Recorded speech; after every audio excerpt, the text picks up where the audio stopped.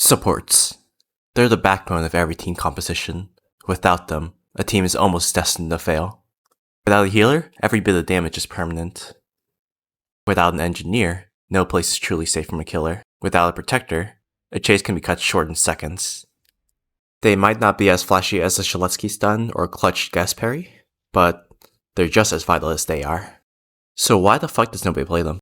I see you typing out that I play the support actually comment, so hold your horses, it's just an exaggeration. They're some of the least popular survivors, being ranked very low in survivor mains and favorite characters, as shown in polls hosted in the official Discord server. And not to mention, tell me how many Duskars or Buildermen you've seen in your rounds. I'll give you a second.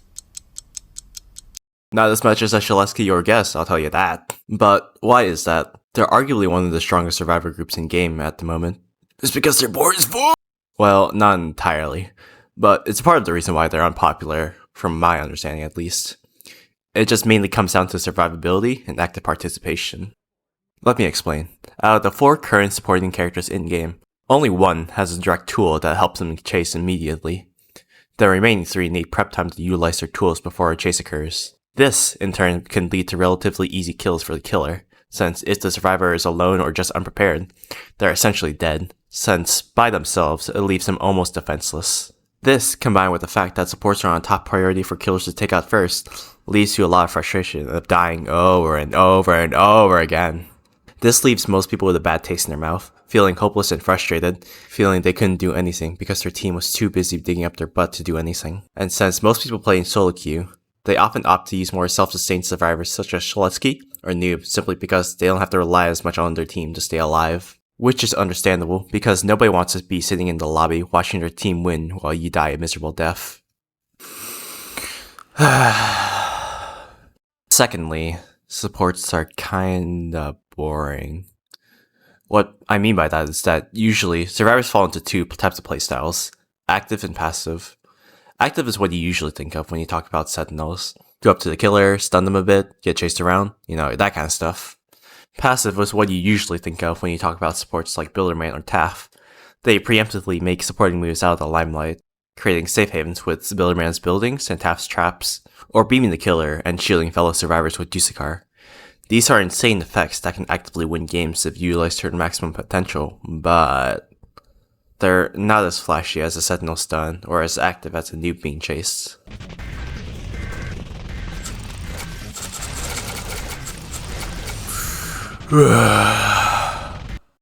It's not particularly exciting to be sitting in the background doing fuck all. When all the gens are done, everything is placed down, and the killer isn't chasing you. What is there to really do? Not that much, to be honest. Does this mean that support characters are bad? No. They're some of the best characters in game, like I said before. And I'm gonna talk about why they are. But before that, make sure to freaking subscribe!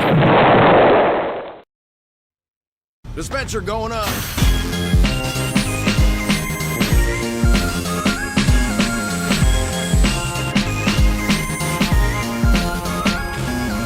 Well, I guess that'll do.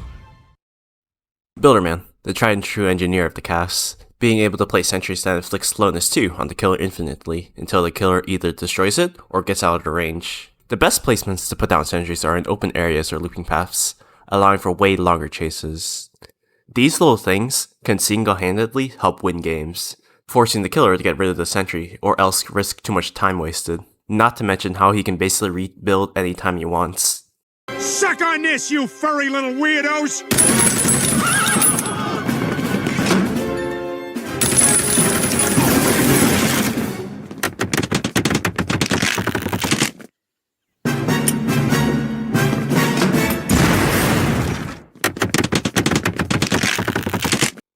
And dispensers, while not as powerful as the Elliot heal, they provide a safety net for those low in HP and not in chase. Tucked away in the hidden corner, together with a sentry, creates a haven for your teammates, allowing for a place for your team to group up and help defend. The only con to him as a character is the low HP and lack of self-defense tools, since unless he puts a sentry down beforehand, he has nothing to defend himself with, allowing for an easy kill if caught barehanded. Despite that, Builderman is one of the strongest supports because of how valuable his buildings are and how simple it is to get a grasp of him. So while it doesn't require a lot of learning to play him, he's still very reliant on his teammates to survive. So you're gonna have to learn how to manage chases by yourself without any abilities, lest you be killed. There we go, and finished!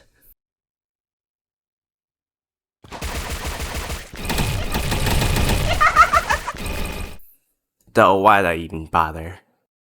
Tath, the trapper survivor of the cast. Similar to Builderman, his main gimmick is the ability to place traps to surprise the killer and either ensure the chase lasts longer or ends completely. His tripwires are kinda whatever.